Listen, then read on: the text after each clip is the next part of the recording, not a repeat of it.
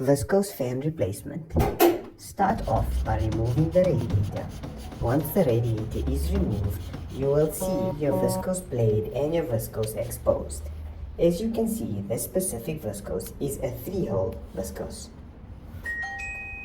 The original OEM viscous on the specific vehicle is no longer available by agents, so we have gone ahead and purchased an aftermarket universal one. As you can see, we were forced to trim the fins just a little bit in order to allow the viscous to fin freely within the vehicle.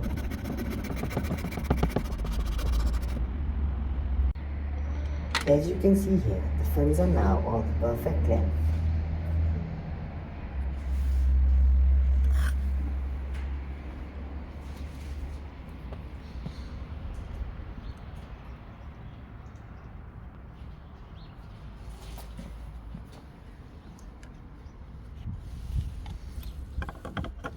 You can now place the viscous in position and line up the holes.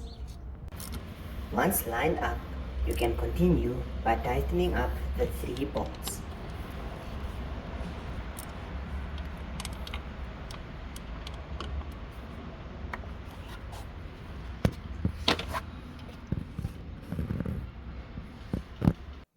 Once done, turn the blade and make sure that it does not come into contact with any other objects on the engine. You can now proceed to slide the radiator back into position.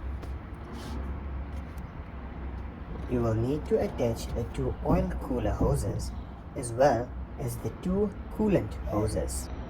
When mounting the oil cooler lines, make sure that you tighten them slowly without causing any damage to the steel.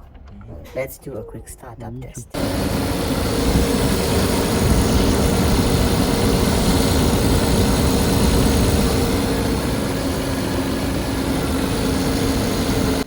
As you can see, the fan now spins perfectly.